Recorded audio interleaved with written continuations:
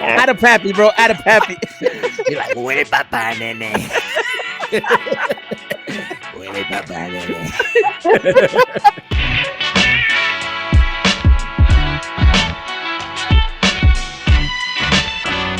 Yes, sir. You know the fucking vibes. NYCFC Forever podcast is back on a very special Friday episode. What a week, guys. What a week. Sanchez, what up? Oh, baby. You know, now that you're mine, we'll find a way. Son, I think Chasing the sun. we need Claudio to So let me be the let us one. know if Sanchez has sang on every single episode that we have done, yo. Yo, Oasis is back, baby. Oi, oi! Are you going to the concert? Brother, I am going to be honest with you. Are they playing in New York? They're playing 2 nights at MetLife. Ooh. And there's a 99.99% chance I can't get off work for those days. And it genuinely like pain in my stomach how I can't. You a big go Oasis fan? For years. I've been like, that was my what's it called? Like what's like that we know how they say what song is like What, like I can't life or death moment, you got to sing a song? No, it's like the song like you should be ashamed, like band you should be ashamed to listen to. Oh, okay. Guilty pleasure? Guilty pleasure. It's been my guilty pleasure. Oasis is a guilty pleasure? For me, yes. For like, think about He's a metalhead, yo. Exactly, or like hip hop, and like it's like that style of music doesn't have a place in my circle. You know, I'm gonna be honest with you. It's never had a place. That style of music has never had a place in my circle. I'm just saying that as someone who's come into your life like in the last 10 years. Yeah, I feel like Oasis does fit your life because you are in the rock scene, and Oasis. What other band in that? Yeah, but just that style of the rock is I guess. But they were too big, bro. They were just that. So you know, I'll tell you straight up why I became an Oasis fan. I remember going to a concert. I forget who it was, but there was like one of these like Mexican metalheads, you know, long black hair, the battle vest, you know, the battle vest, the Metallicos, yeah. You know what a battle vest is, right? The vest with all the patches everywhere and everything. So yeah, like, you know, you had the Iron Maiden, the Black Sabbaths, all these patches, Metallica, Meg, all these crazy patches, and there was an Oasis patch. And I'm like, this guy is a word we can't say in 2025 no more, but back in 2006 with my chest. We will not be saying those words. And you gotta insert the warning that they put in for the rush hour right now. No, I saw that. Crazy, it was a darker time. We was wilding out back then. We was wilding out back then. So I gave it a chance, and then literally like it coincided with like a breakup, and they do like kind of breakup-y music. Yeah, like this really is the Taylor Swift for millennial men. I feel like Oasis, like if you're like Black Sabbath who just played a concert, like all those people. If you are gonna go in your soft bag, then yeah, Oasis is like I still listen to rock, but it's like if you listen to rock, right? And you want to because it's like electric, back you go when to Oasis with its height in America, it was like, oh, ew, British music, ew. Pop. They were actually considered pop music in America. I can see that. You know, so she's like, ew, yuck. And then I got into it, and like I've literally had moments where I'm like crying to their music. Dang. Yeah, with my I'll say this feels, bro. He puts his Stone Sour on. He gets I'll leave it like this. I'll leave it as this. Yeah, got the Adidas on real quick. 99.99% chance I don't make it to the New York shows. I'll just leave it at that. But the New York shows only. There's my sister-in-law is going in other to, cities and in other countries. Yes, my sister-in-law is going to the Toronto show with my nieces. She's taking them. Yeah. So, listen, it could be an experience. You could go with my sister-in-law, bro. Now that you're mine, we'll find a way. Yeah. Speaking of being in our bag, what a week we've had. Apologies for this late episode. A lot of shit went down this week. But everybody's good. Everybody's healthy. Everybody's okay. So everybody's good. Everybody's great. Yeah. We're healthy. Oasis is back. Oasis is back, baby. Listen, I'm gonna be real with you, bro. I like a lot of weird music. I never really got into them. Man. No Oasis for you? I like Wonderwall. Like I like some of the hits. I just never really, sat and listened to an album. As the fellow representative amongst us three of the youth delegation, is I said in this circle of three, he got it. I got that. He got it. Is Oasis the band that says starting to is that them? So Sally can wait. Yeah, is that them? Too late. Yes. Okay, but all right. Yeah, that is definitely like I can see in America they're like, yo, these motherfuckers are just like trying to be the Beatles with bucket hats. Yeah, it's just So they played 22 songs at the last concerts, and they still had they didn't play 8 other number 1 hits that they had. That's how many bangers they had. They had in their whatever. I gotta download a playlist or something. That's wild, yo. There's 16. How you play 22 tracks and you don't even play 8 of the fucking hits? Yes, that's crazy. Yo. I would be pissed, yo. Exactly. I feel like it's a big deal. You know, it's a big. They ended with Wonderwall. They gotta end it with Wonderwall, right? Oh, they did. They ended with I think Champagne Supernova. How many? Oh, they do sing that Champagne Supernova in the sky. You see, in America, that's how you go with that voice. Like you sing their stuff with that voice. Champagne Supernova. I think every season that NYCFC has been around, every year I've posted "Don't Look Back in Anger" whenever we've been eliminated or the season ends in a bad way. Don't look back in anger. Is that a song? I mean, I don't get the reference. Okay. This might be a little on the waist side of things, but I remember one time I was seeing an interview with them, and they said when Oasis is together, Man City is bad. So a lot of Manchester City fans are like, they don't want to see Oasis together. Because what's the Manchester United band? Something Roses? Stone Roses. Yeah, so they're like, when City's good, the Roses are good. But when United is bad, then Oasis is good. Or we got it. So hopefully Oasis has a very short-lived return. They're brothers, right? Yes. Yeah, they're brothers. Are they twins? I hated each other. The little one is older. The little one. I feel like their beef is more famous than the band for some people. Yeah, I really know them for their beef. All right, brief history. They broke up literally with 3 dates left in the tour that they were doing because they were tired of the little one. The older one was tired of the younger one's antics. He was too rock and roll. He was too like drunk. And the other guy admits that he was wrong in that sense, and he just quit the band. And they had a beef of brothers. They're like they didn't talk to each other. Brothers did not talk to each other for 16 years.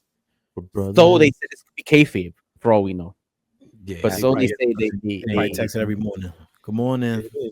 Generational brothers every morning. Do I talk to my brother every day? Yeah. Oh, that's nice.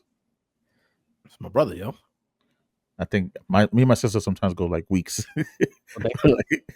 I'll text her. She was like, I think she looks at the phone and I'm like, I'm not answering that. Well, he wild. I love her though. Yeah. All right. So another news. Speaking of little guy from the Gallaghers for the Oasis, Noel Gallagher. His solo band is called Noel Gallagher and the High Flying Birds. So this team has decided to use a low flying bird, so low they put him on a garbage barge and trolleyed him around the islands of Manhattan. You know, yo, look at that. At first glance, they say it's a pigeon, but at first glance, it looks like a hen. Like it really does. It does look like a hen. Yeah. I was so confused, bro, because I thought it was gonna fly. I thought it was a float. They said a 5-story pigeon. Yeah, five. Yeah, the flight of the, and then the promos had like everybody looking up. I was like, yo, these motherfuckers are really gonna fly a blimp the shape of a pigeon. I thought, yeah, which would have been cooler. Yeah, that would have been cool. That would have been cooler. That would have been. Look at the barge. They could have decorated the barge. Yeah. You know what? It's a garbage barge. This is, you know what they used this? Where they got this from on sale? The barge on sale, because it's probably the same barge they let off the fireworks on the 4th in the East River. Yo, right? But you know what got me too was like already. You mind sticking around for another 4 days? Yo, PTO. Like, I mean, overtime. So another angle. The only thing flying was the drone or the helicopter, wherever they were taking these pictures from. That's a crazy shot, though. I'll tell you that much. Hey, shooter's gonna shoot, but yeah, that's nice. I was like, because I remember asking Dave, I was like, "Yo, Dave, are you gonna be able to take a photo from your office?" Probably could have, but I'm thinking because you're gonna be able to see it. No, it's cool. I just thought you would be able to see it from like Hudson Yards, and you look up. Yeah. Nah, my man's on a boat. I would have had to go into the water and shit. But. And they had a live cam, and the live cam literally was just like at the edge of the barge, and all you're seeing is just, you couldn't even see the pigeon or nothing. It was just weird. It was a weird.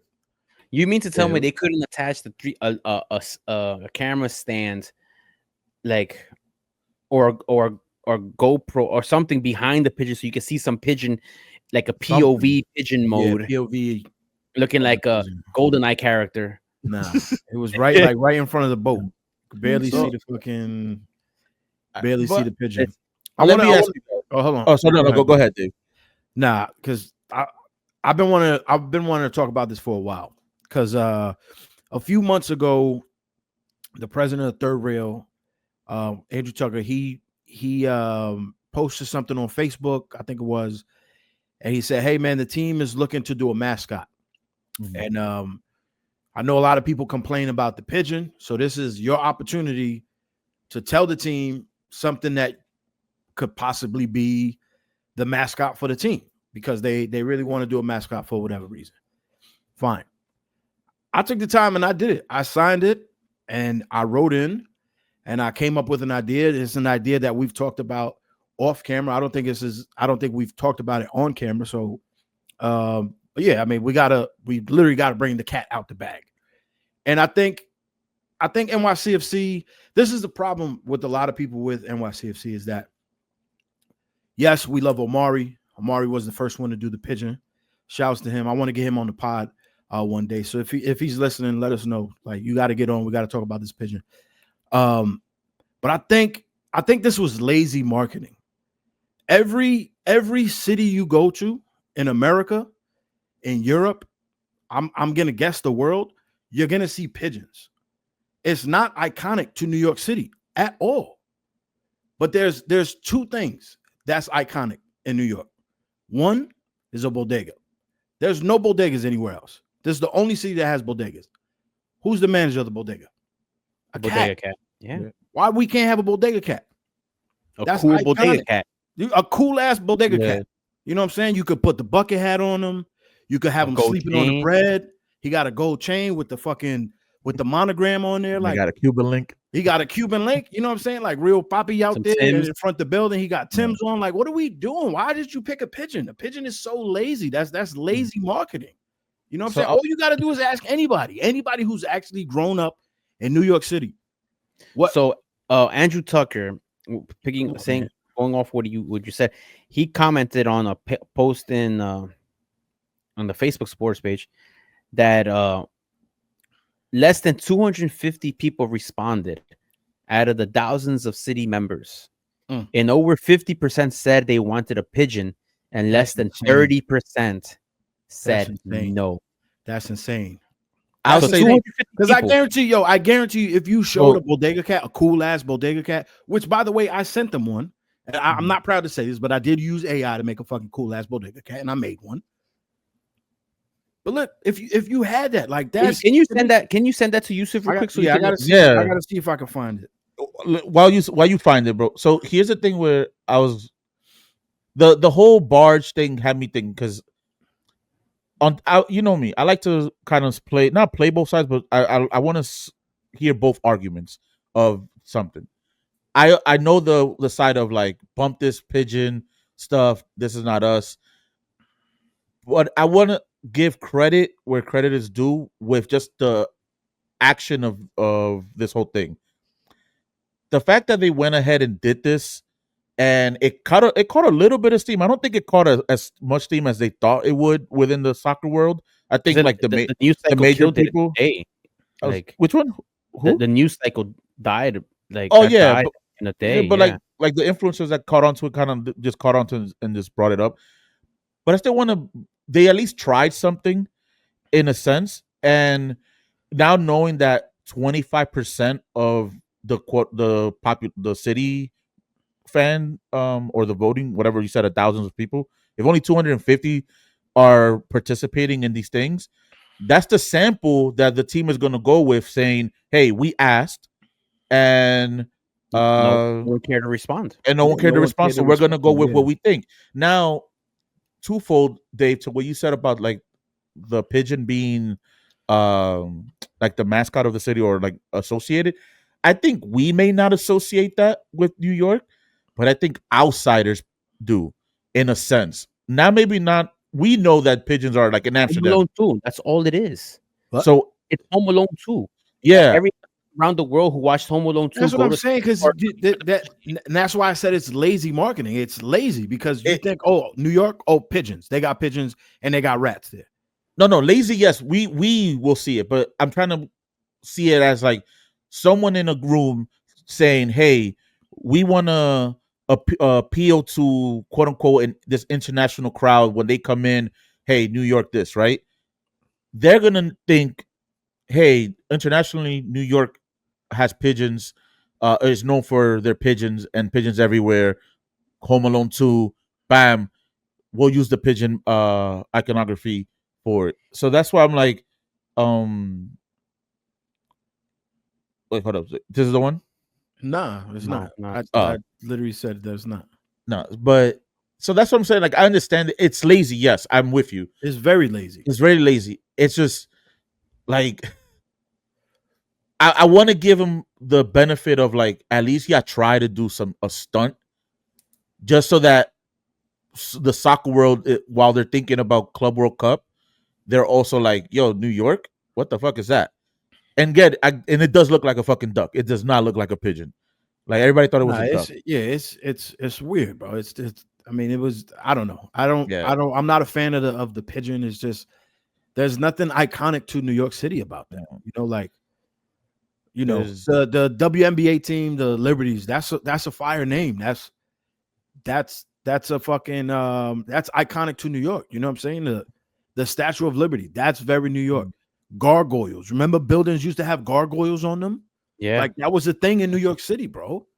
Like that's a mascot. That's something that could be iconic to there. You know what I'm saying? Like a Knickerbocker. That's iconic to New York. No. I'm imagine somebody pops in. Somebody pops in with the baggy white linen pants. I'm just saying that's still more iconic to New York City than a pigeon. Or fuck it. What about the dude who looked like Super Mario on the pizza box? Like that's iconic to New York. You know exactly who I'm talking about. With the mustache. I think I put it very well the other day when me and Dave were talking about it during the game about this.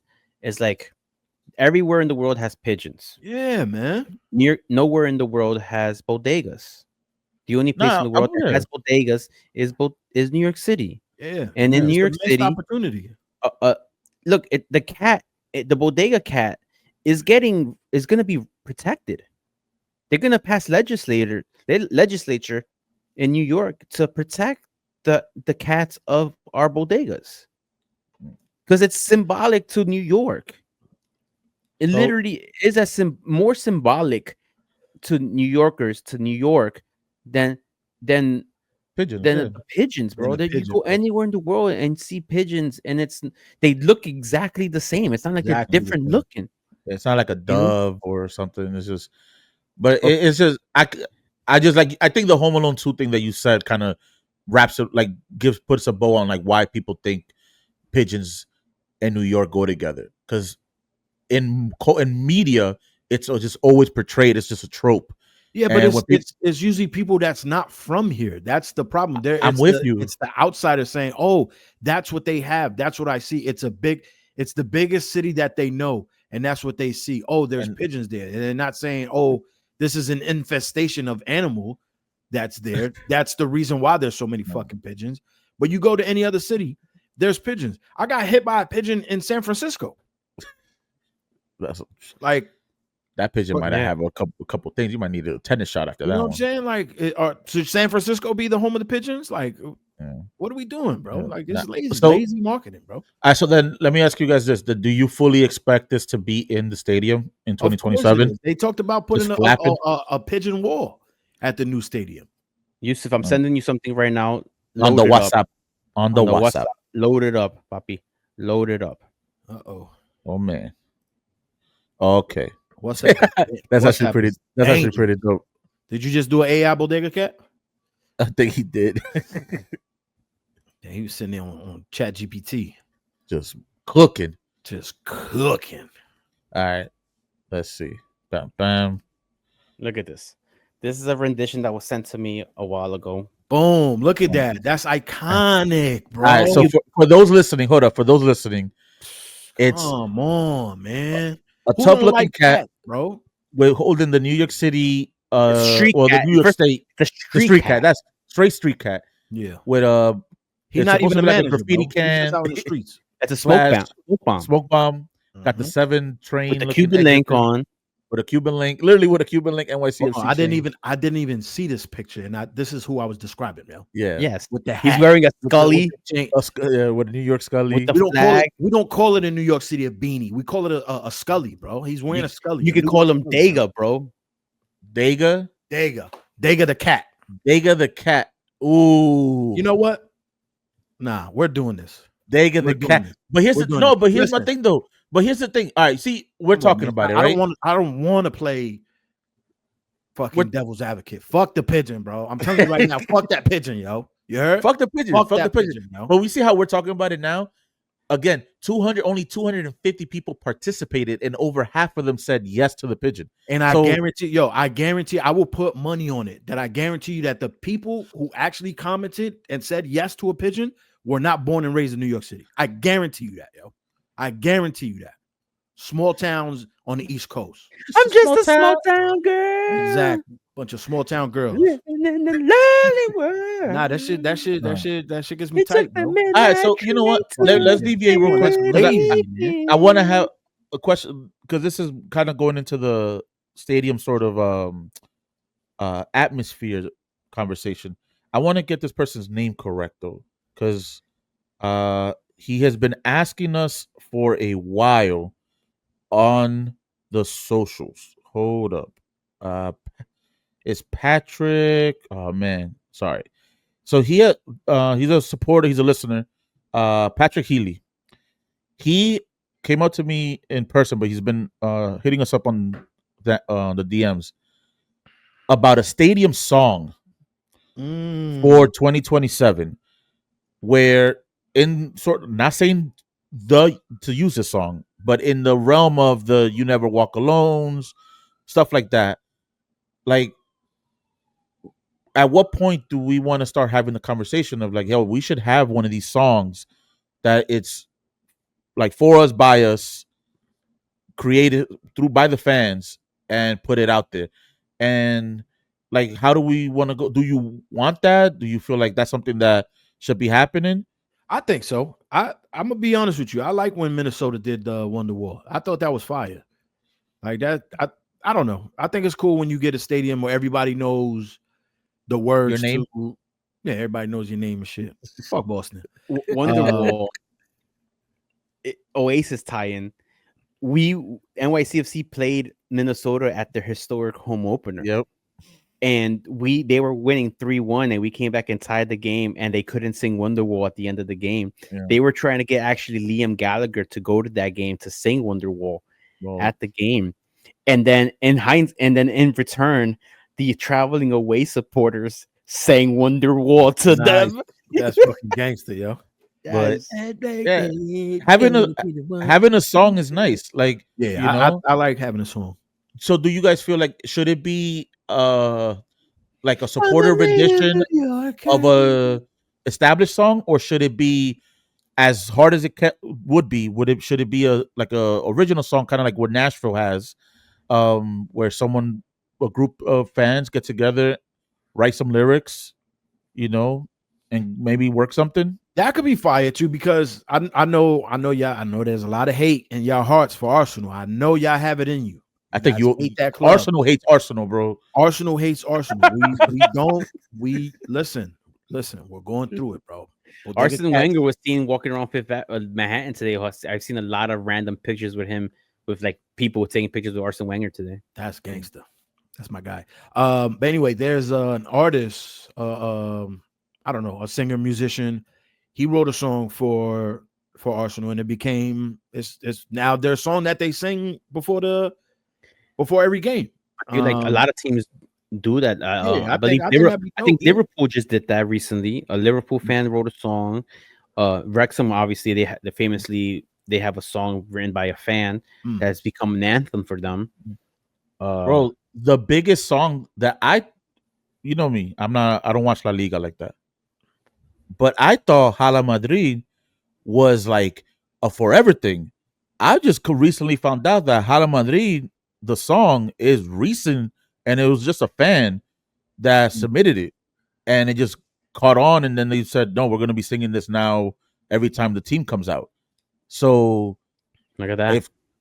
If teams like that can be like, it's something new and have it's just so difficult to do things like this when New York City as a fan base can't decide anything, can't be unanimous on any topic whatsoever. Like at all, ever, in any topic. There's never a unanimous agreement or disagreement on anything, and it's so hard to get things done in that because of that. I would love the catalyst. Let this beat the mustard seed. Yeah, I think an original song, or even like a song that's adopted, as an anthem would be great. We kind of spoke about that with in the Charlotte portion of things, which I forgot to mention. Yeah, we have later on. We'll be previewing the Charlotte match with a friend of ours from Charlotte FC. So stay tuned for that one. Jesus, the Hoolitalk.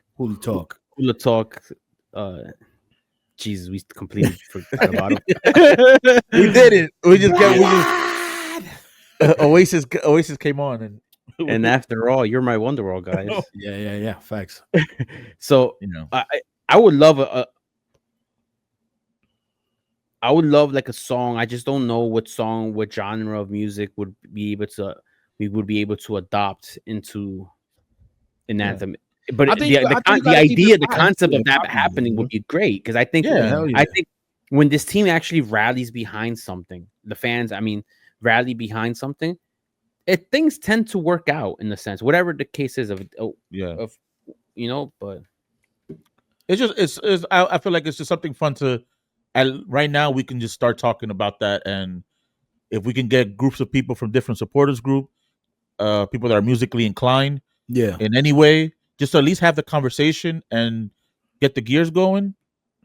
I feel like you know what this it's funny to me to think about, but obviously y'all know the song Empire State of Mind. So Alicia Keys has an acoustic version of that song. It's a ballad. It's nice. One hand in the air for the big city. You know what I'm saying? Like, I feel like it's one of those things where if that song came out first, what is going on with Sanchez right now? Like the acoustic, he's my man look like the dude from Waterboy. Out of Pappy, bro. Out of Pappy. You're like, where Papa Nene? Where Papa Nene? Because I'm from New York. This is why I can't clip anything, because we just go off the rails. You can clip it. This is the podcast, bro. Where you been, dog? Been doing this shit for 9 years or whatever it feels like. Damn, bro. Yeah. But I feel like if the acoustic version of that song came out without the fucking rap song, like that could have popped off in the stadium, I think. We could probably still make that happen. You know? Yeah, but I think a lot of people shit on. I think because I think it got overplayed. It's overplayed in New York that City. That song was like White Uptowns. After Nelly's did Air Force Ones, bro, you didn't want to rock Air Force Ones that much.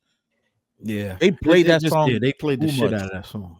They still do. That's still technically like the city's anthem. Nah, it's a great song. The mayor comes out to it, bro. The mayor comes out. His walkout song. That's literally his. Yo, hold on. So I'm rushing to the train today, right? In Grand Central, and this the short, bald-headed black dude. He's coming out the door. He's moving mad slow. I was like, "Get out the way, Eric Adams." I just started laughing to myself. I'm like, why am I like this, bro? I then told him just like that. I said, "Get out the way, Eric Adams." he walking out the train like Travis Scott at WrestleMania. It's taking forever. I'm trying to catch this damn train, yo. Oh man. Oh, what's that song? New York belongs to me. That's a good one, but it's hard. We tried that. Remember? Dirty water in the Hudson River. We tried that one year, bro. Take away my memories. Oh, New York belongs to me. Yeah, we tried that one year, bro, and yeah. I think it just needs to be turned in order to be played in the stadium. Again, the conversation could start. We're not going to figure it out here, but yeah, obviously it's not. But maybe this podcast, this clip gets clipped around, and a musician hears it, and they feel inspired to write a song that will be played in the stadium for years to come. You know what I'm saying? Fair. So I think the release was not properly done. It wasn't marketed properly. What release? But do you remember in the year 2015, or was it 2016? It might have been 2016, when a fan, NYCFC supporter, which I haven't seen in a very, very long time, actually, did a rap song about NYCFC. Oh yeah, and actually was able to perform it at Yankee Stadium before the game. But here's the thing: no one heard the song. We're gonna hear it. There's a reason. No. Hear me out. I heard the song, a recorded version. I'm not saying it was perfect, but I'm saying it was the right direction. It was. Yeah. That's where we had to go towards. Like something like that is where the idea was great, you know. But the execution was atrocious. Like I think it still could have. Not talking about the song, just talking about the, like you said, like the performance rollout. They had them playing with the city beats behind them, and they were like the music playing over there, and then the supporters were also playing music. It was just like a lot of noise. Yeah, it could have been done way better. The song could have been done, could have been used on a promotional video, social media video. Yeah, first as like a release, and being like, hey, we're releasing this track. Come to the game so you could hear it in person, type of thing, and maybe then it could have became something. Yeah. But when you're releasing the song to the stadium, it's so bad. Yeah, this team just does everything backwards. A lot of things it just doesn't make sense, and that was one of those things. So that's one of those moments in team's history where it's like, what were they thinking? So there was I was thinking, like, when you said that, the Knicks, when they do their MSG podcast, they showcase like some fan like in their homes, and one of them has like a rap song about the Knicks, and it's like always in the commercials. So I wonder if, I mean, I don't know what's gonna happen with Apple TV. That's a topic for another day, but maybe like through the commercials of a match, they'll play that song if it comes out, and then we show a commercial about this is the team of the city, for the city, or whatever it is that their slogan they're using now, the FC of NY or whatever. FC made in NY, yeah. They show a commercial during the broadcasts, and they could sneak something in there. Yeah, they definitely could. But first, we got to get to the first step, which is creating something. Yeah, musically. I don't even know how to begin to think of how do you make an anthem that could work and that people will enjoy. Like, yeah. So any rappers out there or singers or people in bands that are from New York who love the game, I don't know, write a song about us so we can sing it in the stadium. Word. Send it to us. We'll review it. We'll try to promote it. Yeah, we'll send it to everybody, man. Yeah. We the ANRs of nah, this shit is whack, B. I guess that show making a song be like crack, crack, crack, crack, crack, crack. He scored a goal. You got like a dude from River Park Towers just doing a drill. Hey, imagine.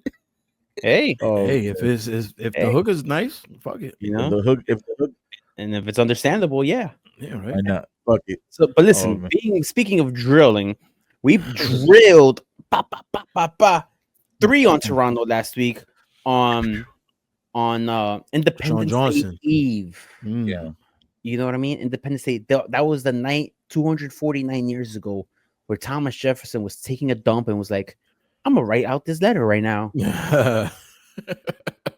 I'm gonna write a stern." He was the first Karen. He was, yo. Yo, my man said, I don't like this shit. Thomas Karen Jefferson. Jefferson.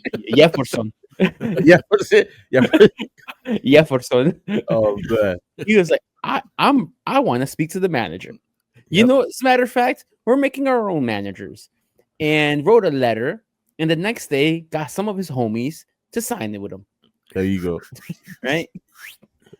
And on this day, for the day before July 4th on a Thursday night game, I don't think I was expecting any type of positive fan atmosphere. Same. For the game itself in stadium. I didn't make it to the March pregame, but I heard it wasn't one of the greater ones. It's not something to write home about. Thomas was not writing about this. Right? It was there was one though. He would have included the March right after We the People. But it was a crowd, bro. It was. No. I'm getting there. I'm building up. But the bodega vibe pregame was oddly really good. Surprisingly for me, you know, like, oh wow, it's a Thursday night, the day before a holiday, before a long weekend. People might have taken a long weekend and disappeared, gone away. I know I lost Yousef at some point in the bodega. And then I spent the rest of the bodega time waiting for Yousef to come back. And he never did. He literally Irish goodbye to me. You know, Irish goodbye. A lot of you go, where's Yousef? I'm like, I don't know. I've been here waiting for him the whole time. Well, after he said I'll be right back, and he never came back. That's what I'm saying. It was just like that like little moment of getting to the stadium and then getting to bodega and then having to go back to the stadium was a whirlwind, because I didn't realize how many people were there, like that I knew away from like supporters.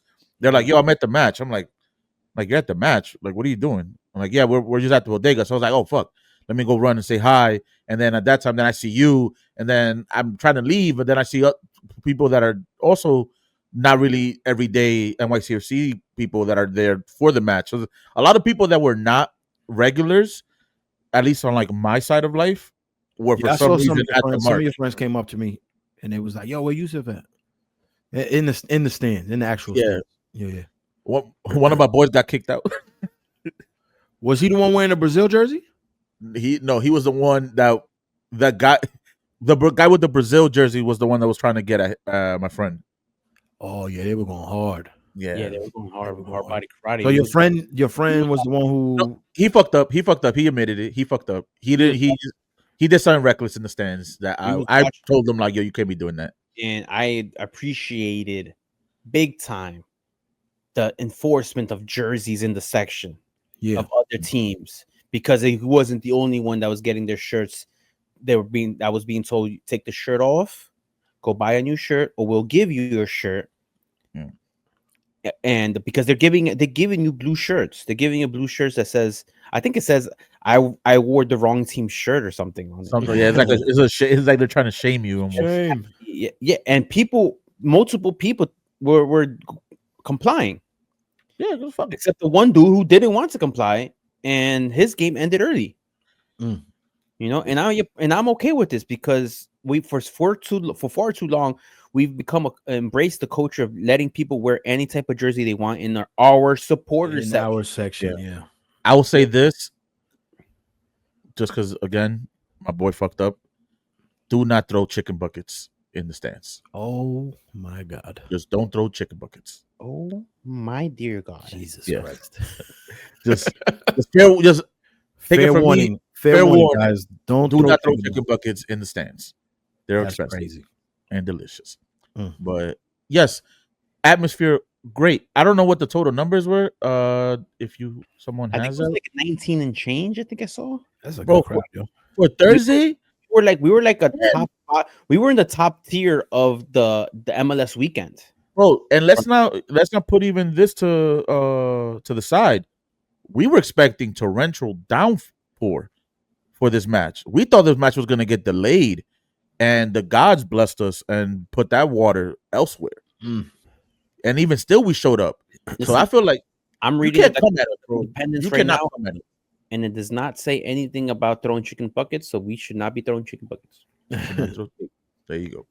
Yeah. But nah, very surprised, super surprised at the crowd. I mean, in stadium atmosphere, in supporter section.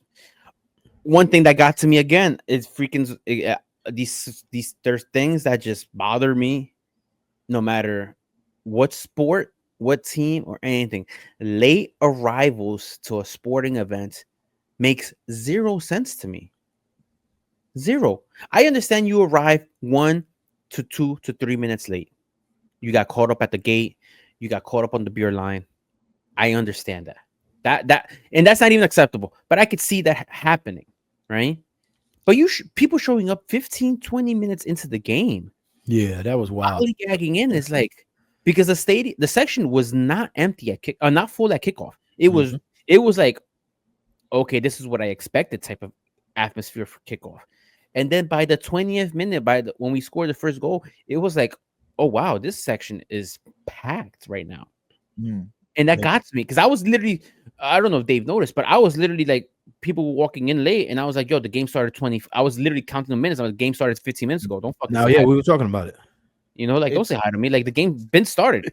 Like, it's like, yo, you late. Just get to going. Get to your job. It's like you do the no dap. You know, take the dap. You got to take the dap back. Take the dap back. The dap goes back. You're 20 minutes late, bro. What are we doing here? Like, I'm saying bye to you in 70. You know, like. But that part of that part of games and sporting events, and I feel like New York City fans as a whole in all sports are like that. If people criticize like Miami fans, no, New York City fans are just as bad as Miami fans with late arrivals. And in a sport like soccer, where there's no stoppages of play, which is very weird to me that people do that. That you'll come in 15 minutes late and be like, I'm only going to miss a couple plays. That's bullshit. You're missing 15 minutes of game time. Yeah, I don't know how people do that shit. Like I've seen it mad times at Yankee Stadium too, where people going to baseball games, they coming in the third inning. It's like, bro, you know, I understand baseball's long, but like, come on, you can't do that shit for soccer because if it's one goal, you just saw the first one. It happens in the first 10 minutes. You know, they don't score again. Like, that's it. Dave, I want to ask you, when was this taken? First half. Yeah, probably the first half. For those that are listening, we're seeing a photo that Dave took from the stands. Dope sky. Nice. Yeah, that should look beautiful, bro. Yeah, it was probably late into the first half. I would say around like 8:30-ish. And then you could see in the crowd, it's like it's not full, but over time, by the second half, this was full. Yeah. You wouldn't consider the game empty. It was not an empty game. It was a solid. If there was 19,000 attendance marked, there was probably close to 19,000 in stadium. Yeah, I would say that too. Bro, it was a very, very well attended game. Atmosphere, the fan involvement stadium wide was really good, and I could appreciate that, especially coming off knowing that we need this win as a must win. It was pretty cool having a win like this at home in the sense of domination. And after every goal, I was starting "That's My Johnson" chants. So you want to get it? Let's get into it. Let's get into this quick because we have that interview with the compa Bryan. The compa, hell yeah, from Charlotte. and we don't want to extend people's days. You know, it's a Friday drop. People are gonna be listening to this Friday. Hopefully, Saturday.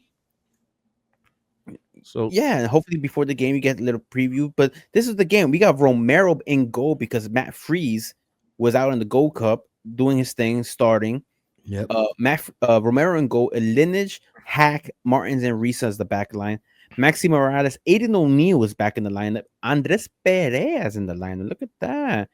With the top 3 players, attacking players, is Hannes Wolf, Alonso Martinez, and Ojeda. And I just want to point out one thing again: the facts, the statistics, the XG stands for expected genius on my behalf.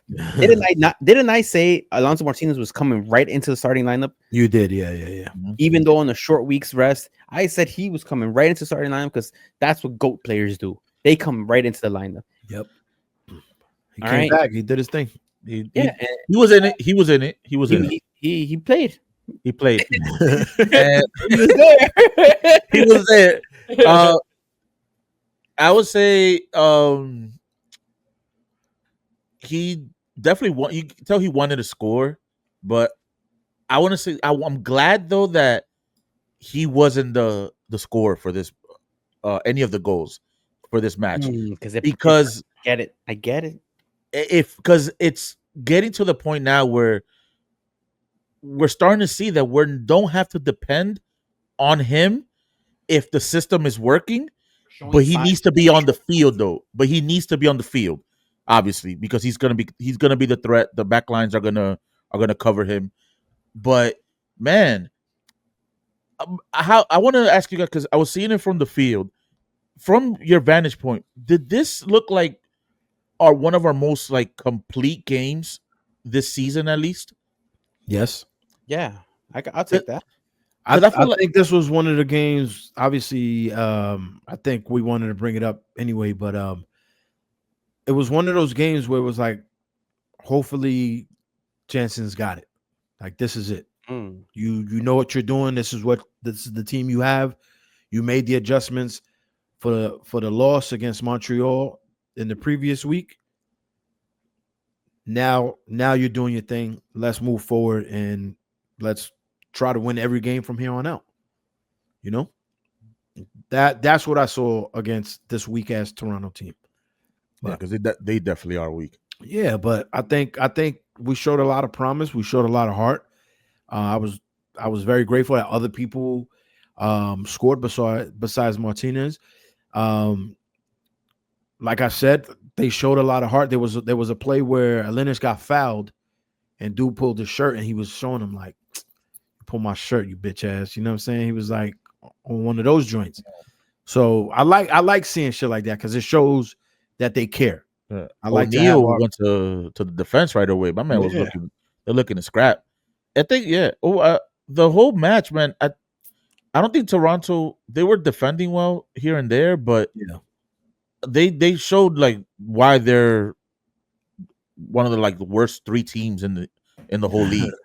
It's just they have nothing moving, and right before that match, we find out that the Italians are gone. Yeah, they gave up two of their best players. So it's like that was announced the day before, in the day of, right the day of, right before, So it was 1-1. Yeah. So they're weak, but we need to pounce on teams like this. Mm-hmm. And I just love for the most part, I love the way we were flowing through the match. Like our game flow was very like defined.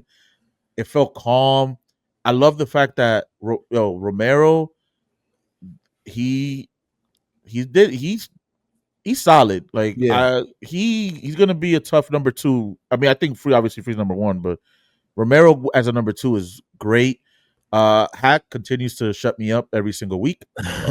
Somebody in the stands, I don't remember who it was that said it, but somebody in the stands was bigging up Romero too. He was saying, if you play for NYCFC and you're a goalkeeper, you got to be nice. Like that's been our nicest position.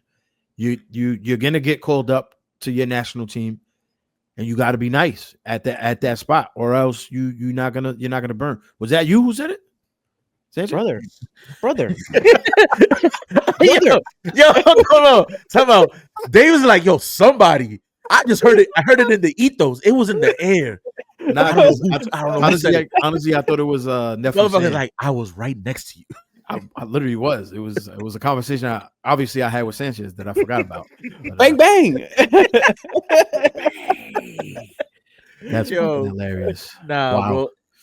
I want to. He said, Yo, brother. I cannot, brother. I swear, yo, I swear. Brother. There's just no other pod like this one. Jesus.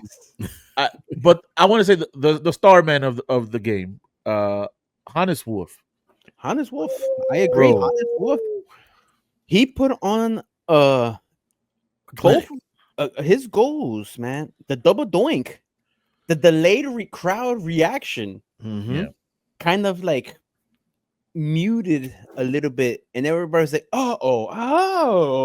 Yeah, I didn't know if it went in.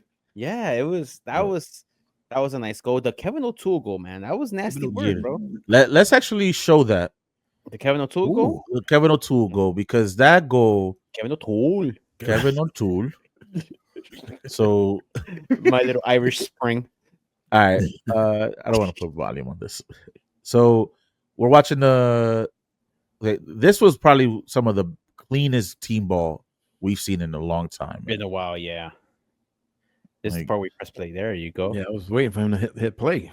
Oh, it's just sorry. The give and go with Maxi and Hannes. And look, out of nowhere, Kevin O'Toole just finds the gap. Look at that gap. And boom, just a beautiful goal. Yo, He gave the little finger wag, the look Yeah. back to Sean Johnson. hey, run that back real quick. Yeah. It's here's where it gets me. It's just Hannes back and forth with Maxi, and this read to just know, yo, O'Toole's making this run. I just gotta lay it up. And O'Toole, who we forgot that he's been injured. This is actually his return. Like this is his first match back after being injured. Just No, immediately. he played against Montreal a few minutes. He He did? came, All off, he came off the bench, and he came off the bench this time, which is gonna trend hopefully for him making a starting position again. So he came in for Burke Risa. Yeah. Another person that Real stood quick. out. His goal celebration was in honor of Diego Jota, who sadly passed away. Kevin O'Toole, he did the video game thing. No, he didn't do the video game. He did like a circle, and then he did like a Mario, like I thought he I didn't Did see. he, I thought he did do the thing too. No, he didn't do it. No? Because he didn't play with him. No, So? he had not passed away during that match. O'Toole, oh, you're right. I don't think he died at that point. Remember, it's been a week, brother. It's been a week. Brother. But Brother, you got R.I.P. to Diogo. Yes, sadly, yeah. But our firecracker of a right back, left back, I forget sometimes when he plays. Elenic, Right back. like got an assist, Yeah. put it on the platter for Hannes, and bro, Nobody sued. This man, like, Nobody did the sue. He was like, he was like, thinking the dude was going crotch to crotch with O'Hare right here. yo,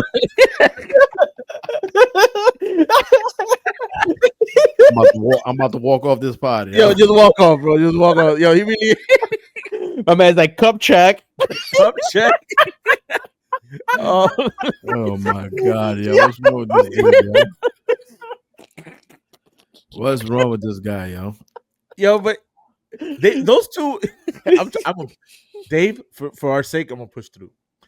Those two were linking up really nice on that side, like the Yeah, clearly.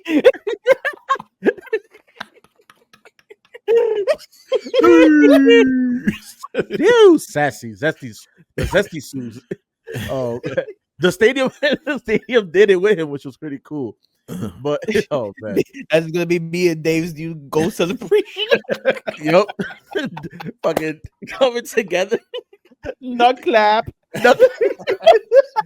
Oh, that's the new name of the pod, the Nut Clappers, The the Nut Nutmegs. Nut Clappers. Hey yo, this. Hey yo, what the Hey yo, Oh my god. nah man. Yeah, we can talk a lot about this game, but it was overall just. I think it was just a nice flowy match. It was Maxi, nice to see us come back, bro. Yeah, I was scared that Maxi got injured there for a little bit. But I think overall just really good match.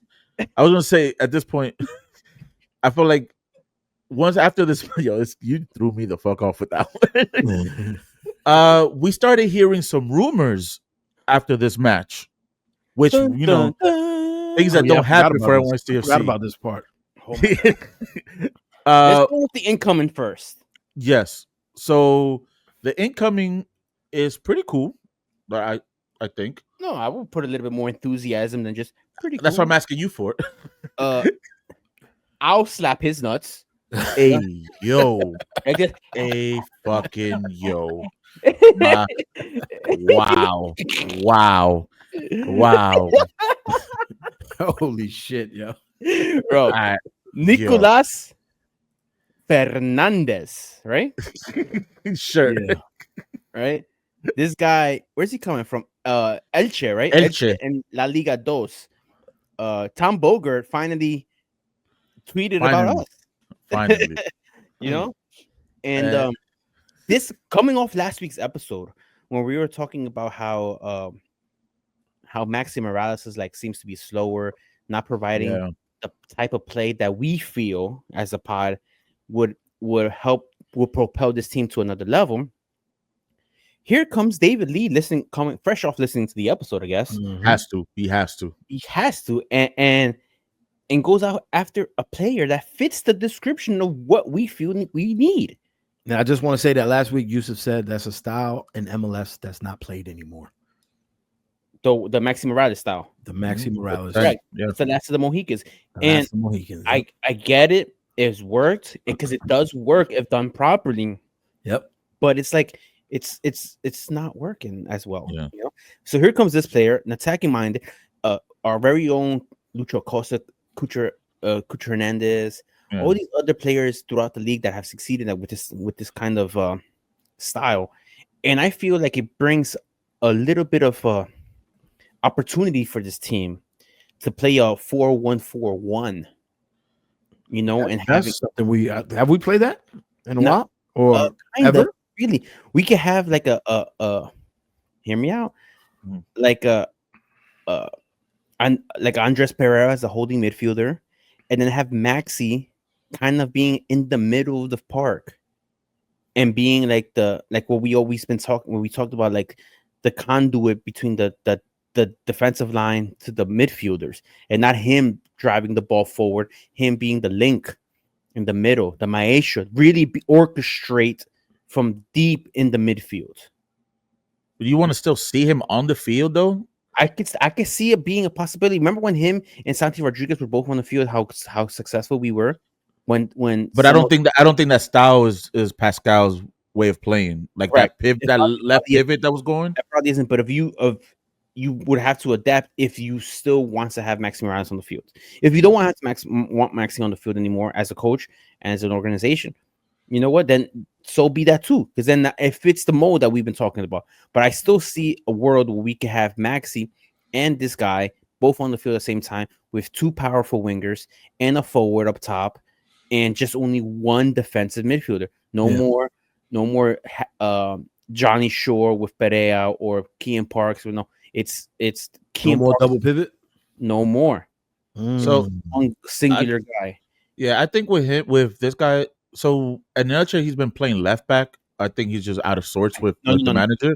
So what happened? But he's been. I'm just saying that his role, like if you look him up, like what he's been doing this like the last whatever amount of weeks has been.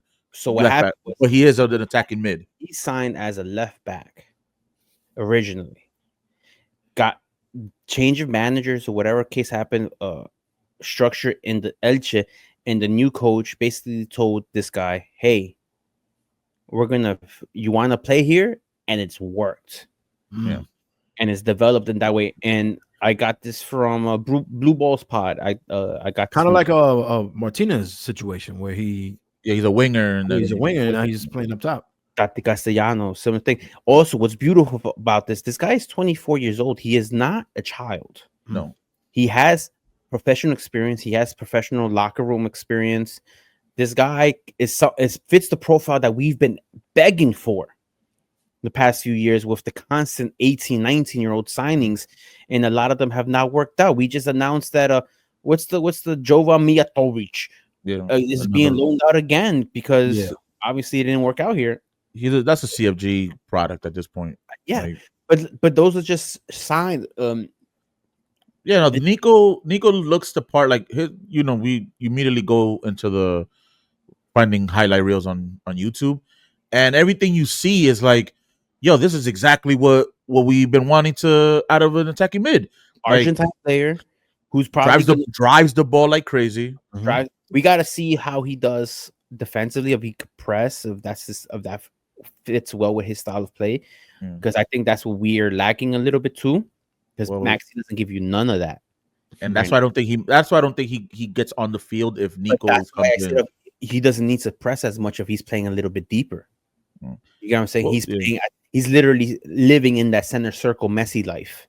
It would be an embarrassment of riches if this guy comes in, explodes right away, and it's like, oh shit, we can have different types now of sort of the same flow, but different looks essentially.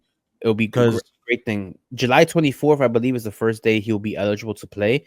The team hasn't announced it yet, but today he posted a Gracias Elche post. Oh, so he's on his way out. Yeah, so that was today, Thursday. So maybe by the time people listen to this on Friday, maybe the team announces it. Yeah, they might wait until like the transfer window, like officially. Yeah, I could feel like they'll probably wait till the thing opens. Yeah. They'll have like on the 24th. Completed. Bogart said it's already completed. Signed. Right. Once he says sign, like his here we go, whatever. I'm like, you heard it from somebody that is credible. So now we have another incoming possibilities. We have a center back from Ferencváros in Hungary, Pascal Jansen's former team, a Brazilian player playing center back. This one's a little bit more interesting. Do we need center back? I'm not sure we need center back depth, but it also asks more questions. It's like, why are we going after center back? Which center back on our roster right now could potentially be on his way out to make room for him? Remember last offseason, Justin Hack said he was looking for minutes. He's got the minutes. So I want to lean it's not him. Thiago Martins is getting paid DP money. Where else is he going to make that type of money? He's actually having a pretty good year after a rough start of the season. All right. My guess it is Berk Risa. Yeah, I think Risa, he's been playing as a wing back essentially. Yeah. Like or fullback, like just to get minutes, and then he constantly is getting subbed in. Think about it, he got subbed out for O'Toole. O'Toole immediately goes and scores. And Risa honestly had a rough one in Toronto against Toronto. He wasn't really like on it. Like if you were to take all 11 players, Risa may have had maybe one of the worst matches. Not worst matches, sorry. He would be one of the lower end players of the day. So yeah, I'm totally agree. Like I think Risa is the one that he's gonna. What was this guy's name? Sorry. We didn't say his name is Raul Gustavo. Raul Gustavo. Yeah. He has kind of a no Jogo name, so I don't know yet. If it was one name, I would have been like, you know what? Have him start immediately, but he has two names, two first names. I don't know. Thiago Martins. Yeah. I don't know. But it's interesting. It's not a signing that I would hate. It's just curiosity of how it's gonna work. How is it playing out? And then we have one news that kind of is breaking for the past day or so of an outgoing transfer. I think a lot of people won't like this one. Bam. I'll play the catch-22 on this one, but go ahead. We have Yousef Ricart being rumored to be signing with same team, isn't it? Ferencváros in Hungary. Yep. And it makes me also want to believe a little bit more about the other players signing, because maybe we're doing like a swap deal also. But and this is coming in. We're showing now Blue Ball's tweet or repost. But this team, Cracovia, apparently submitted a bid that the team took, and it's up to now Baccarat to make a decision whether he wants to go there or not. People don't recognize the name Cracovia. That's the small little team where we got this Brazilian legend from. So we've been doing business with these folks for of you in the Balkans. Come see us. You come see us, essentially. I think, I think a lot of people will welcome him leaving. It's clearly it's not working, and we got Reed that he's now sort of like sliding into for minutes at the end. So I see that as an addition by subtraction. I would like to argue that this puts a gap in our center forward depth chart. I think it does. Yeah, we need another signing. Because Seymour Reed, fine, unproven, hasn't proved anything yet. But at least we know what Baccarat is going to give us. Maybe he doesn't give us the goals, but he does give us the press. He does give us that nuisance in defending in the defense. Also, he also gives a presence where I feel like allows other players to get more opportunities off the ball with him. You know, he's good. He's a good holding nine. Like he can hold the ball really well. I feel like he is a good, not great, good backup center forward. You know, we don't have another good backup center forward. We have not even okay, because I don't really know what Seymour. He's not proven. There's nothing there to tell me that he's going to be good or bad.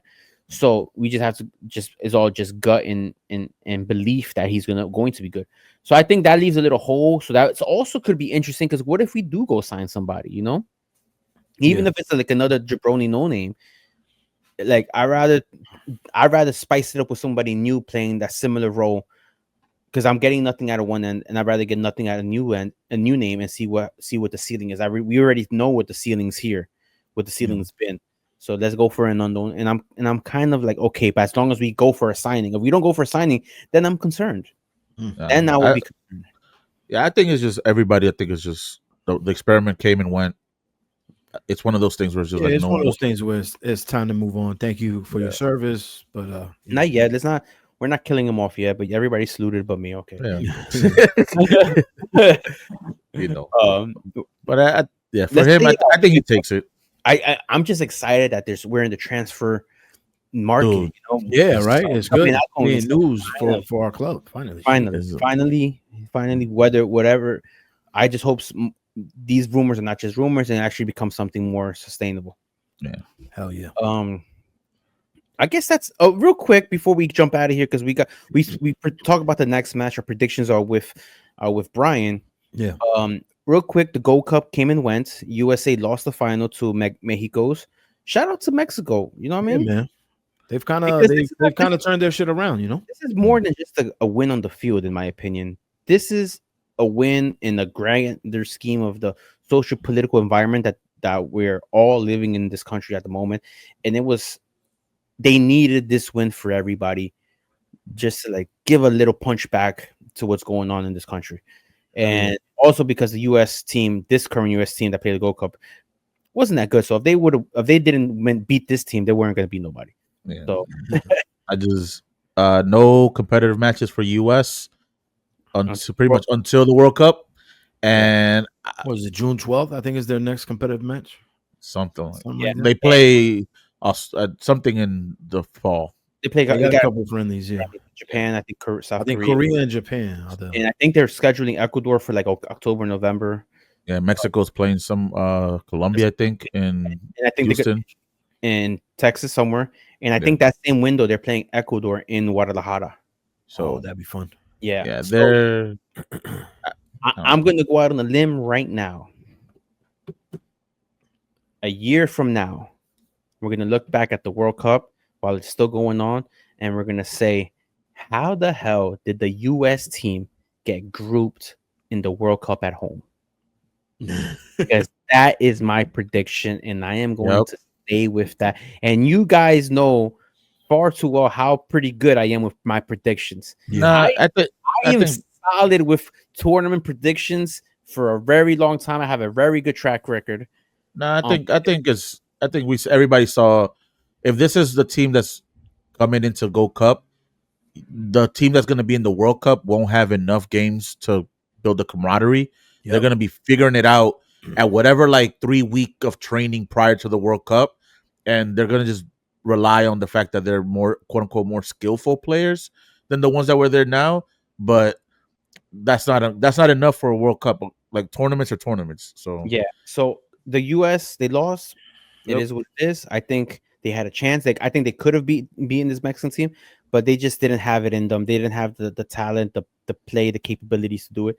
Yeah. And okay, that just means my next predictions that are completely accurate was the Club World Cup final.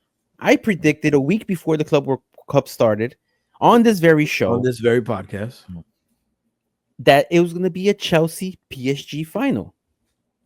You did. And look at me now, fellas. You guys have plans to go? I really should be a degenerate. No, I'm not giving these people none of my money. I really should be a gambler, but I'm not, because I am, I'm a child of the Lord. Sure. Child of God, sure. as we all are on this podcast, So Chelsea PSG after and a freaking weird semifinals at 3 p.m. in the mid of the week, and that was so weird, bro. New Jersey, the hot ass days. I saw a take on Men in Blazers, a clip that said Rogers interviewing somebody, and he was like a British guy, and he goes, "These games don't feel real, like authentic, because the Americans are catering to the European crowds. Yeah, it doesn't make sense. These 3 p.m. start times. Play to your crowd. Be authentic to y'all. The Europeans are going to watch whatever time it is. Yeah. Play these games at night, because these are the type of games that are meant to be played at night. On what is it, mainstream prime time on prime time television. Hell yeah. Play these games on prime time. And this is just a foreshadow of what's going to happen to the World Cup. People it's exactly what's going to happen. The game's going to be at 12 o'clock, 3 o'clock, 1 o'clock. And it's going to be just more of the same. More people, more players complaining about the field conditions, which in this tournament were horrendous. The weather, which this tournament was horrendous. The rain, the lightning delays. Yeah. And the rest of the world was introduced to. Bro, the thing is, man, these billionaire owners, they don't have respect for the sport. That's what the issue is. They don't have respect for the sport, and they're not thinking about that. Like, the shit that blew my fucking mind was when the bozo who owns Arsenal builds this beautiful football stadium, NFL football stadium in LA or San Diego, wherever the fuck it is. LA. And they're like, this is gonna be a World Cup venue. And they're like, buddy, it's too small. The field isn't big enough. The field isn't big enough for the world game. And he's like, okay, whatever. And it's like, what are you doing? It's shit like that just pisses me off. And now the question is, are they really going to change that? Because I don't think so.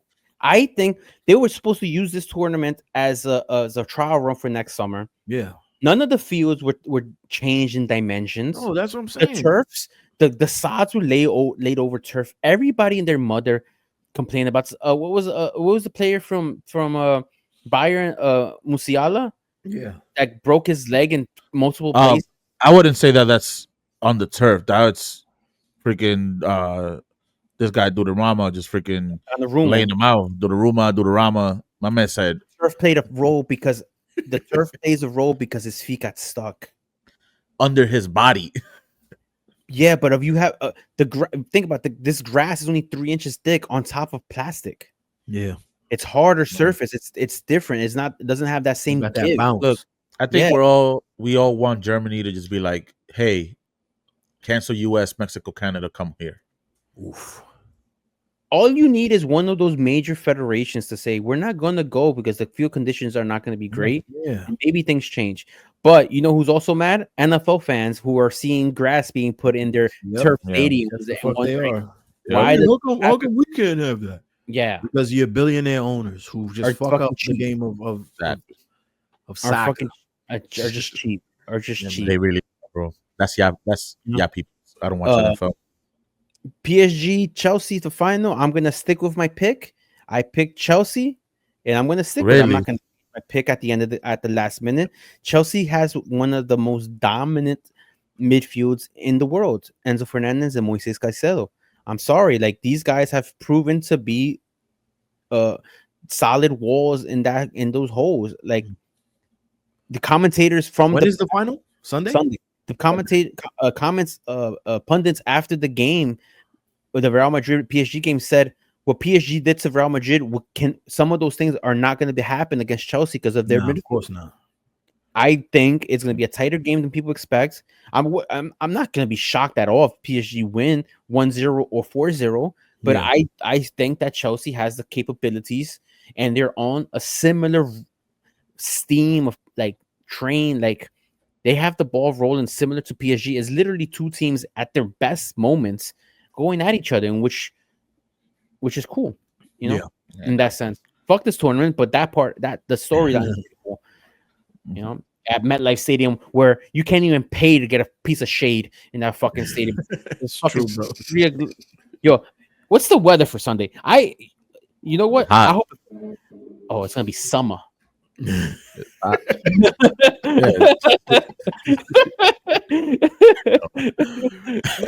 Open the hydrants because it's gonna be summer on Sunday. It's gonna be like 84 with 0 clouds. It's gonna be hot as a motherfucker. Holy shit, yeah, it is, bro. The humidity at 3 o'clock, a cool 80% probably. God damn, it's gonna be fucking. It's gonna be like my testicle, and we'll get to that. And we'll get to that in the next segment when we got Bryan from Hoolitalk. Hell yeah, man! But it's great. It's great to be back with y'all, man. This is a great episode. Everybody, stick around. We have a nice interview. It's not too long. Stick around with Bryan. He is he previews Charlotte for us. We basically just got down with the NWO in a sense. You know, we brought in the Blue Meanie. Yeah, stick around for that. It's a cool combo. You'll laugh even harder. Hell yeah.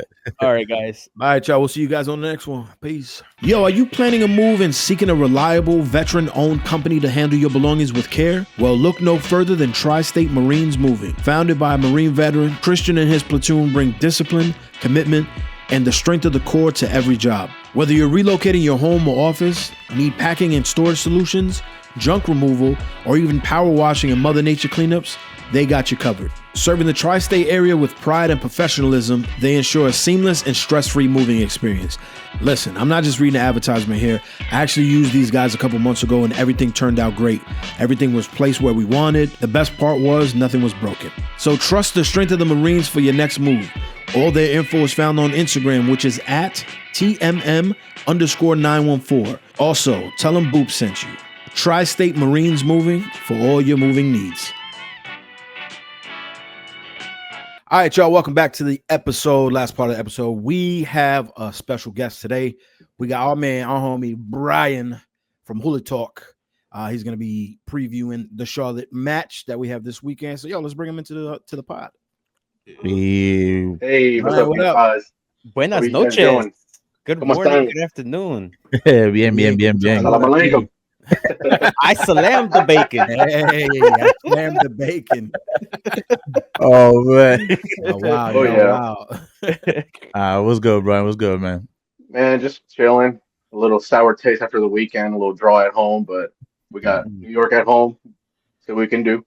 How's the weather down south nowadays?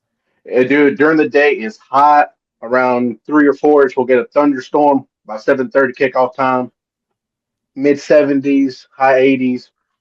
Oh, okay, that's kind of nice. Yeah, you really don't know. I tell you what, during the World Cup games that we had, the Club World Cup games that we had at the Bank of America Stadium that were at 1 p.m. at 3 p.m., those were rough, dude. It was like for the Real Madrid game, it was 99 degrees. Oh, that was tough. How's the humidity? For the Chelsea game? Tough, bro. You can feel it. Yeah, yesterday was, I think it went up like 89 degrees, and then the humidity was like 87.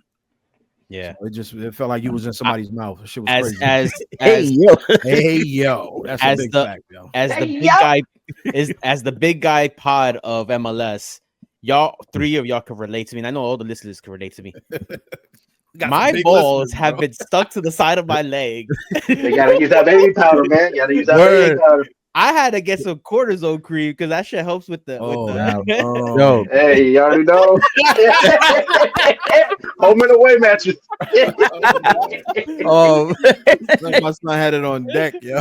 Got it on deck, man. Trust me, bro. The powder.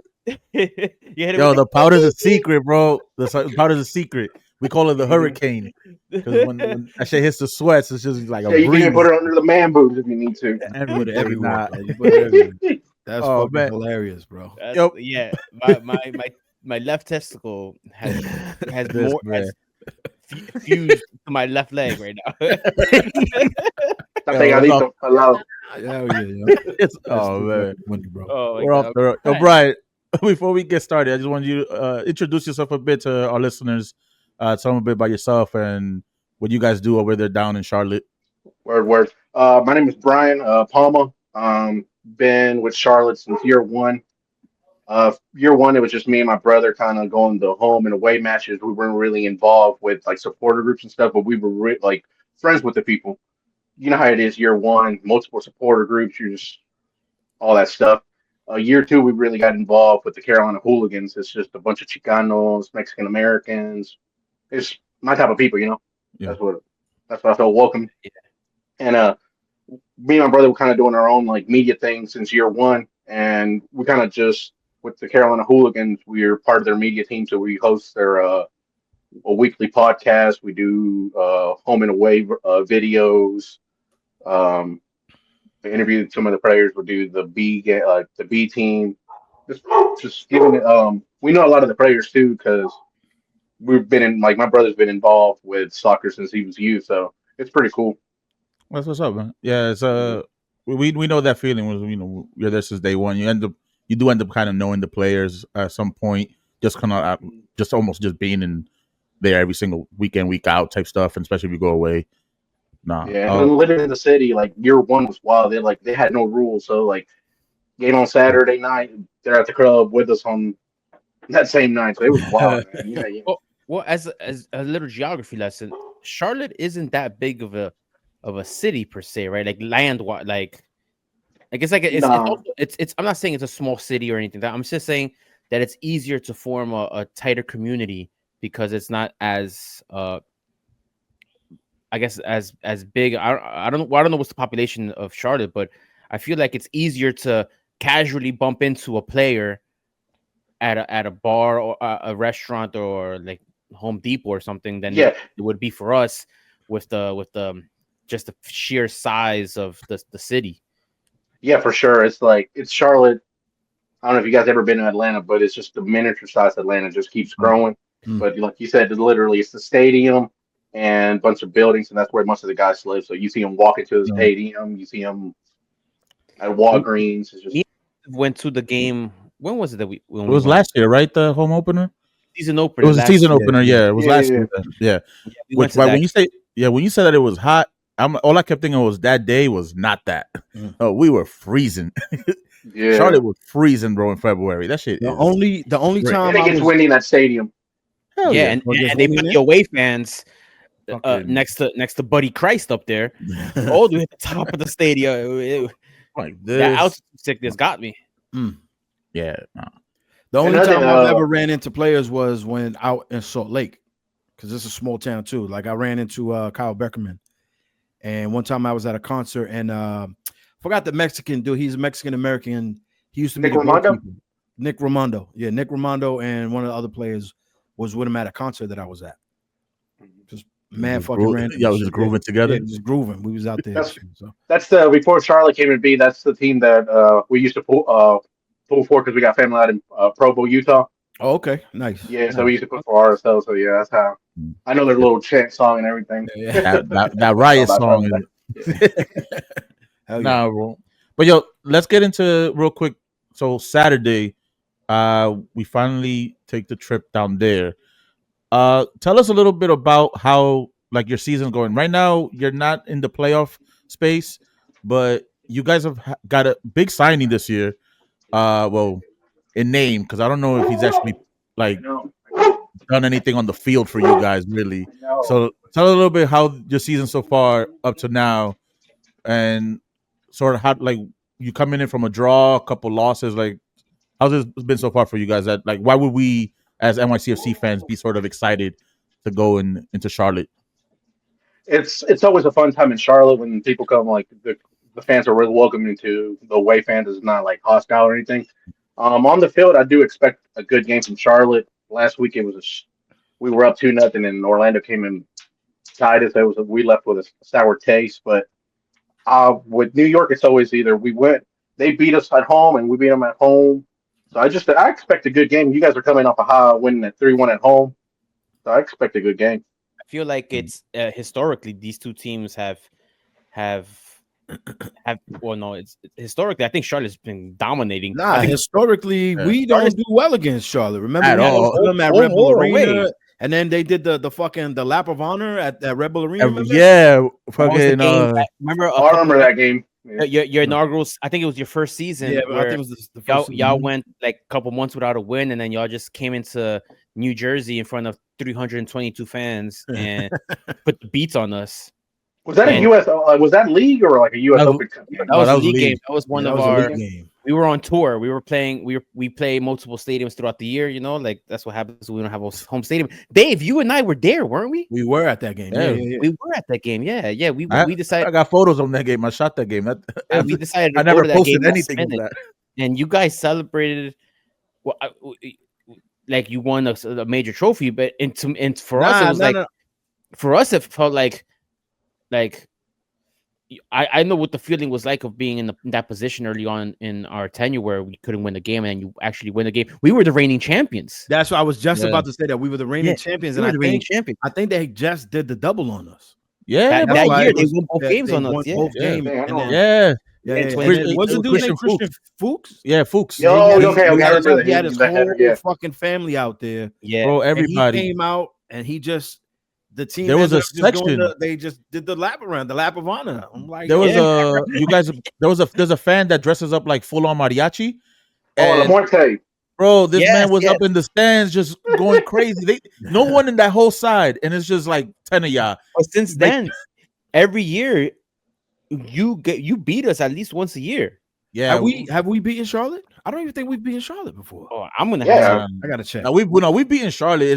It's been like one of those where we think we're gonna go down there and win, and we don't win. We've won once. Yeah, damn. I'm telling you, Charlotte's a trap game for us. Every single time it's a trap game. We don't understand why. You guys, but right now, if you guys have a chance to beat us, it's right now. Our main striker, Main, just had a medical. He's not gonna be there. Tim Ring, he's just up to U.S. squad. He's not going to be. He hasn't made back to training. He's not going to be there. Our left back, he's out hurt. So if you guys are going to do it, it's this weekend. But we do have Saha back that we didn't have last weekend, so that's a spark on the team. How's he been though? Like I want to know how's the fans' reaction to signing Wilfred Zaha, because he's a big name, you know. The thing with Charlotte, the fans are like really like soccer knowledgeable. So we knew about his drama at Galatasaray, sitting out at Lyon. I mean, he at the beginning of the season, all he did is bitch about everything on Snapchat. So like Snapchat, like this dude like goes on rants about chat. Like he was complaining about the turf. Wasn't he complaining about the weather? The weather, the fans, like yes, it was. But at the same time, the distances. He had a baby. He played the first game and then had a baby like the next day or something. Yeah, and he went back to England. And overall, I think he underestimated the league. I think he thought he was going to come in and just be like faster than everybody and quicker than everybody, and it was a rude awakening. It's a fast-paced, physical league, and it took him a while to adjust. And he's the most fouled player in the league, but he had to sit out last game because he had yellow cards accumulated because he's a hothead. See, I'm because I was looking up the match and I was like, he's not on international duty and he's not injured. Like, what happened to him? And I didn't even know that he was on accumulation already. Yeah, dude, he's a hothead. No, but who? So then, all right. So then, who? Because I'm looking up real quick. Like, this dude. Yeah, that's the guy. He's been your guy this year. So yeah, he's MVP contender right now. So like that would be somebody that we would need to look out for. Yeah, for sure. In the last 4 matches, he has 2 goal. I got it wrote down. In the last 2 matches, he has 4 goal contributions, 16 in the season. Oh wow. So 6 how do you goals, 8 guys? assists. What do you guys like? What would you say is your strong suit now as a team? Like, how do you guys stack up just week in, week out? Like, what do you as a Charlotte fan expect to see positively week in, week out that we as NYCFC would be like, yo, we need to look out for this? At home, definitely the fans. We always show up. On the field, last year our identity was real defensive. This year teams are just going straight to us. But I think our midfield, with the work rate of Brent Bronico and Ashley Westwood and Pat Biel in the middle, that's been our stronghold. So your midfield is our midfield, because our striker, Ajuman, unless you put it on a platter, he got to move to Derby, but I wasn't a big fan of him, what he was doing. As we saw in the Gold Cup, he really can't do much unless the ball's perfectly placed in front of him. Yeah, it has to be a through ball. So. Yeah. Being that you brought up the fans at the home game, I wanted to bring something up to you. Hey, let's get it. That you guys play the song Pepas as like an anthem, big thing deal. But a little known history fact for NYCFC fans, in the year 2021, when we won the cup, that was an anthem for us. Yeah, that was legit the hype song for the team. That was our hype song, like the pregame hype song that the team was doing. And for some reason, was it at halftime of the MLS Cup or right before kickoff? The Portland Stadium played it. Yeah, like through the loudspeakers, because they were playing music, whatever. During was it halftime or before kickoff? It was before, because the song was big, so they were just like kickoff, yeah. And the stadium blasted, and all 2,000 supporters started singing and jumping and enjoying the song. So much so that after we won the cup, and that night when the team was getting off the bus in celebration, the team came off the bus with the JBL speaker playing Pepas. Oh man. Yeah. So when we went to Charlotte for the first time and we heard that in the stadium, us as fans were just reliving what happened 2-3 months prior, winning the cup, and then we got beat up by y'all. But and then the song died for us. then we got humbled. And then it became that song.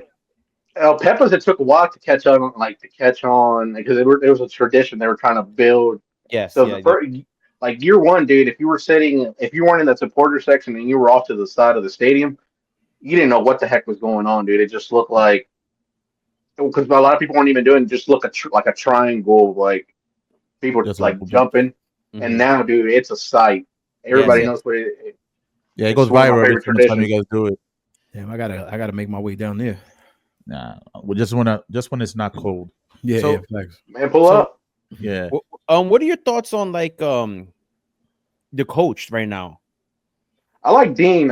Tuesday, actually, since I'm a season ticket holder, I got to have, it was a bunch of other support season ticket members, but it was a dinner with the coach and Zoran, the sporting director, and we got to ask questions. Dude, he's a down to earth guy. I like him. Every question we got to ask questions, and he was straight up forward with us. I like the mentality that he brings. I like that he's given us an identity. He's not one of these coaches that is just not working. He's going to switch it up, switch the formation and the style of play is not going to change. Maybe the guys will, but he stands for what he believes in. He's not going to change his system for anybody. I like him too as a coach, and I felt like when you guys signed him, it was going to be a good fit, especially coming off was Miguel Angel Ramirez. No, he got the job from Latancio. Latancio, okay. Yes, yes.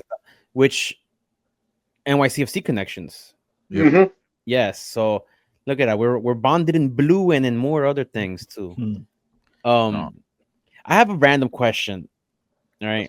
This is real random. It's gonna out of the football sporting. Your team has something that our team is trying to introduce to us. Your team has a mascot, right? Mm-hmm. Our team, and nonetheless, is not that many teams have mascots. Our team is kind of shoving down our throats a mascot. Floating duck. A what? That floating duck. That's was the pigeon. That has pigeon or whatever. Is that what it is? As a The pigeon, yeah, the pigeon.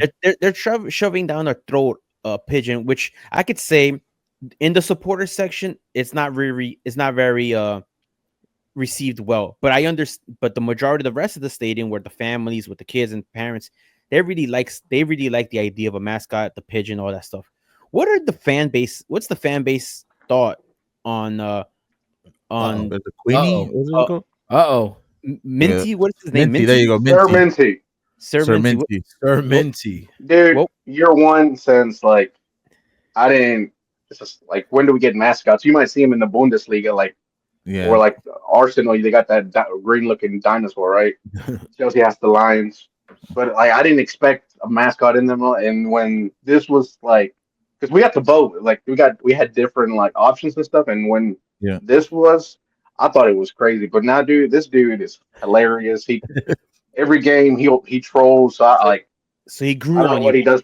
He grew on me. Shit, I had to buy him, but it's fun. I mean, I think he'll grow on you. Let the pigeon will grow on you guys.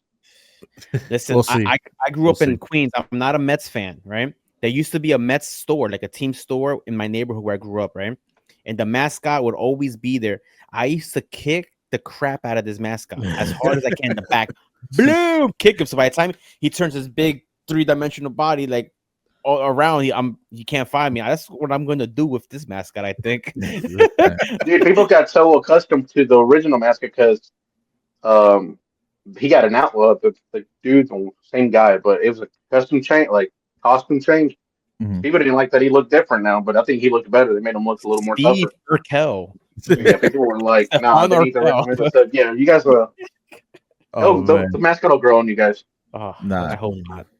But right, so we're coming off, like you said, we're coming off a good win against Toronto. Toronto not really a good team in the East, but it's probably was one of the matches where we kind of saw like the vision of what was going to go forward. So I think we're going to do well against you guys. So, but I want a score prediction from you before we let you go. Like, I think we win 3-1. Before you go, you're going to win 3-1? Yeah, I think we win 3-1. So since you said that, I don't want to agree or disagree really, because we have struggled on the road this year. We have. So it's not. It wouldn't surprise me. It wouldn't be a surprise for us to lose by a small or big margin on the road, because this is what we've become. We become consistently inconsistent. We'll have a good stretch for a couple games, and then we'll get a road game, and just completely collapse on what we've been doing the previous couple weeks or so. And especially with the win against Toronto and the 1-0 loss we had against Montreal shortly before that, it's like, how do we manage to be two different teams at two different scenarios, and going on the road with the turf, the fans, the big stadium, and our players coming back from Gold Cup participation? It wouldn't surprise me a 3-1 loss for us. Yeah. It's because we're kind of inconsistent, and like if Alonso Martinez isn't on fire, isn't scoring goals, we've been kind of like, who's going to score? I know Hannes stepped in that role recently and had a few games lately with some goals. But if you're able to shut down those two players, I don't know where our goals come from. Yeah, I'm in nowhere near that. You guys have 4 straight games of just either losses or a draw. I think we're going to put the brakes on you guys. I think it's going to be like a deciding 2-0 or like a 4-1. Damn. Yeah, I feel like it's just going to Charlotte, get some barbecue, and then just I'm gonna go the humble route. I'm gonna say 1-1. I think it's gonna be a boring, hot ass game. You know what I mean? Like, it's gonna be humid and nasty. It's 1-1. Let's keep it nice. You guys definitely got the better squad coming in, because we get Saha back, but other than that, we don't have, like I said, our main striker. Patrick will be using a 19-year-old. Tokoromati, who's been starting for it, but he has one game in the last like 4. One of the key things we have to look for, both teams have to pay attention for this game is how long does Maxi Morales play? Right.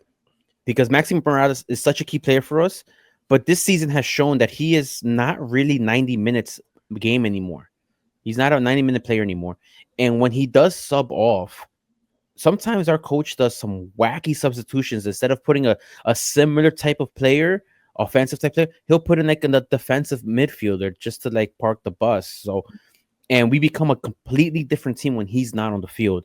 So that's the question. Like the turf, he has not great knees. How long does he play? And it will, because I'm gonna guess he's gonna get subbed off at some point early, like in the 67th. That's not my opinion. Especially if we happen to be up a goal, I think he's getting subbed off. Right? No. Will you guys be able to capitalize on the difference of play that we will be showing? Because at that point forward, we won't be as offensive as we might have been while he was on the field. And that's, if you're able to figure that out, if Charlotte's able to figure that out, then it's, who knows? It's unpredictable what could happen at that point. And I go by the numbers. If Charlotte scores first, we either win or tie. We're